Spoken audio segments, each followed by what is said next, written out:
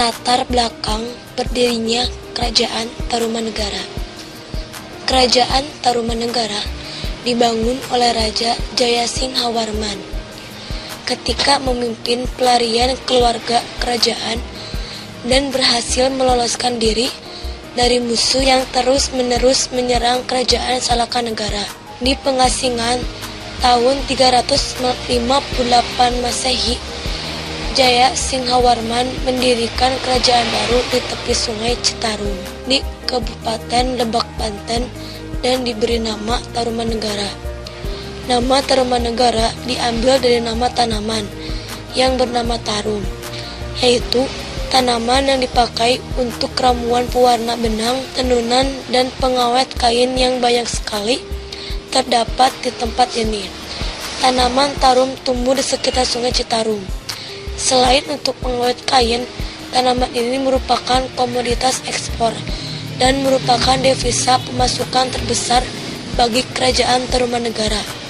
Raja Jayasinghawarman berkuasa dari tahun 358 sampai 382 Masehi.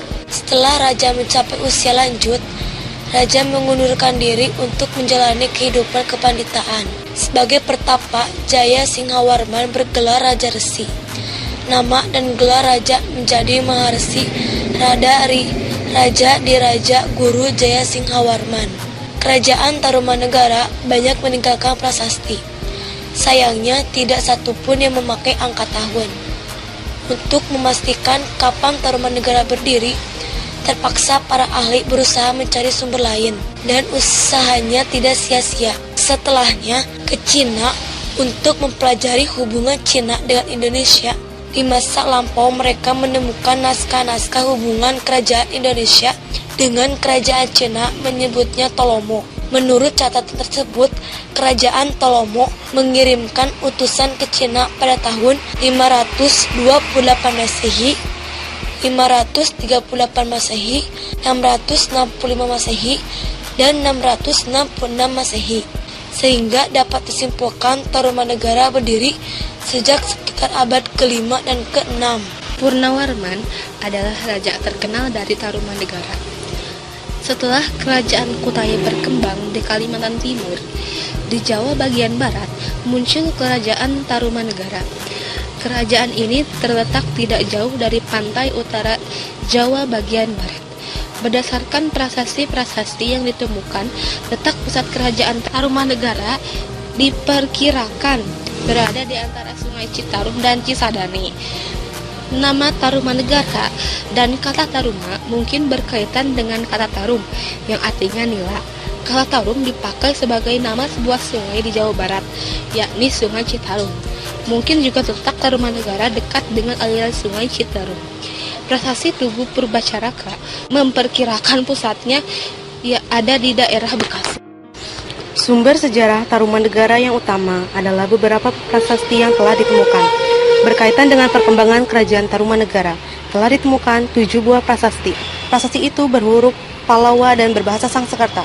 Prasasti itu adalah: yang pertama, prasasti Tugu. Inskripsi yang dikeluarkan oleh Purnawarman ini ditemukan di Kampung Batu Tumbuh, Desa Tugu, dekat Tanjung Priuk, Jakarta. Dituliskan dalam 5 baris tulisan beraksara Palawa dan bahasa Sangskerta. Inskripsi tersebut isinya sebagai berikut. Dulu, kali yang bernama Candrabaga telah digali oleh Maharaja yang mulia dan mempunyai lengan kencang dan kuat, yakni Raja Purnawarman, untuk mengalirkannya ke laut. Setelah kali ini sampai di istana kerajaan yang termasyhur. Pada tahun ke-22 dari tahta yang mulia Raja Purnawarman yang berkilau-kilauan karena kepandaian dan kebijaksanaannya serta menjadi panji-panji segala raja. Maka sekarang beliau memerintahkan pulau menggali kali yang permai dan berair jernih, Gomati namanya. Setelah kali itu mengalir di tengah-tengah tanah kediaman yang mulia Sang Pandeta Nenekda Sang Purnawarman, pekerjaan ini dimulai pada hari yang baik, tanggal 8 Paroh gelap bulan Falguna, dan selesai pada tanggal 13 Paroh terang bulan Caitra. Jadi hanya dalam 21 hari saja. Sedang galian itu panjangnya 6.122 busur atau kurang lebih 11 km.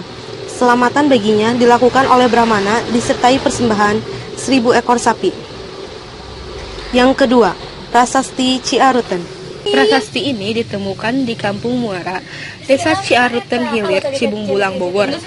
Prasasti terdiri atas 2 bagian, yaitu inskripsi A yang dipahatkan dalam 4 baris tulisan beraksara Palawa dan bahasa Sanskerta, dan inskripsi B yang terdiri dari 1 baris tulisan yang belum dapat dibaca dengan jelas. Inskripsi ini disertai pula gambar sepasang telapak kaki. Inskripsi A isinya sebagai berikut. Ini bekas 2 kaki yang seperti kaki Dewa Wisnu. Ialah kaki yang mulia Sang Purnawarman, raja di negeri Taruma, raja yang gagah berani di dunia. 3. Prasasti Kebon Kopi. Prasasti ini ditemukan di Kampung Muara, Desa Ciaruten Hilir, Cibung Bulang, Bogor.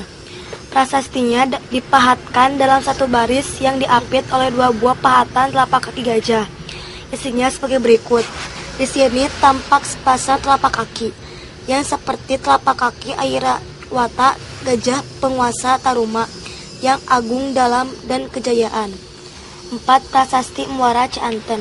Terletak di Muara Kali Cianten, Kampung Muara, Desa Ciaruten Hilir, Cibung Bulang, Bogor.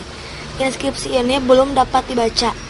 Inskripsi ini dipahatkan dalam bentuk aksara yang menyerupai sulur-sulsuran dan oleh para ahli disebut aksara ikal. Yang kelima, Prasasti Jambu atau Pasir Koleangkak.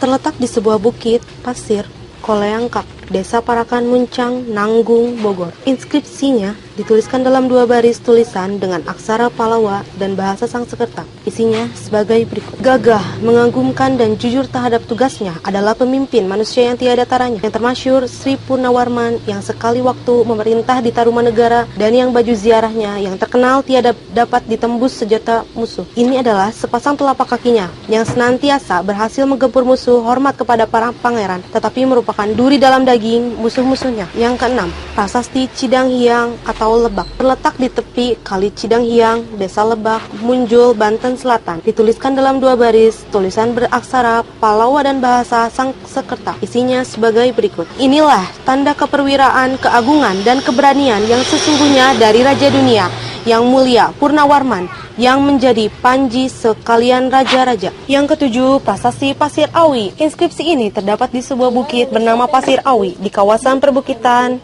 Desa Sukamakmur, Jonggol, Bogor. Inskripsi prasasti ini tidak dapat dibaca karena inskripsi ini lebih berupa gambar piktograf daripada tulisan. Di bagian atas inskripsi terdapat sepasang telapak kaki. Pemerintahan dan kehidupan masyarakat. Kerajaan Tarumanegara mulai berkembang pada abad ke-5 Masehi. Raja yang sangat terkenal adalah Purnawarman. Ia dikenal sebagai raja yang gagah berani dan tegas. Ia juga dekat dengan para Brahmana, pangeran, dan rakyat. Ia raja yang jujur, adil, dan arif dalam memerintah. Daerahnya cukup luas sampai ke daerah Banten. Kerajaan Tarumanegara telah menjalin hubungan dengan kerajaan lain, misalnya dengan Cina. Dalam kehidupan agama, sebagian besar masyarakat Tarumanegara memeluk agama Hindu. Sedikit yang beragama Buddha dan masih ada yang mempertahankan agama nenek moyang atau animisme. Berdasarkan berita dari Fahien di Tolomo, Tarumanegara, terdapat 3 agama, yakni agama Hindu, agama Buddha, dan kepercayaan animisme. Raja memeluk agama Hindu. Sebagai bukti, pada prasasti Ciaruten ada tapak kaki raja yang diibaratkan tapak kaki Dewa Wisnu. Sumber Cina lainnya menyatakan bahwa pada masa dinasti Teang menjadi hubungan perdagangan dengan Jawa. Barang-barang yang diperdagangkan adalah kulit penyu, emas, perak, cula badak, dan gading gajah. Dituliskan pula bahwa penduduk daerah itu pandai membuat minuman keras yang terbuat dari bunga kelapa. Rakyat Tarumanegara hidup aman dan tentram.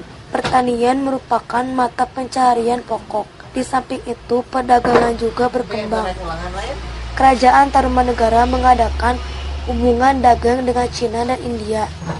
Untuk memajukan bidang pertanian, Raja memerintahkan pembangunan irigasi dengan cara menggali sebuah saluran sepanjang 6.112 tumbak atau kurang lebih 11 km. Saluran itu disebut dengan Sungai Gomati. Saluran itu selain berfungsi sebagai irigasi, juga untuk mencegah bahaya banjir. Kesimpulan, dari apa yang telah kami sampaikan tadi, dapat disimpulkan pengaruh kebudayaan India di Indonesia tidak hanya menunjuk pada perkembangan ajaran Hindu-Buddha, tetapi juga pada aspek lain, misal aspek politik, ekonomi, sosial budaya, dan lain sebagainya. Dalam proses akulturasi, Indonesia sangat berperan aktif. Hal ini terlihat dari peninggalan-peninggalan yang tidak sepenuhnya merupakan hasil jiplakan kebudayaan India. Meskipun corak dan sifat kebudayaan dipengaruhi India, namun dalam perkembangannya, Indonesia mampu menghasilkan kebudayaan kepribadian sendiri.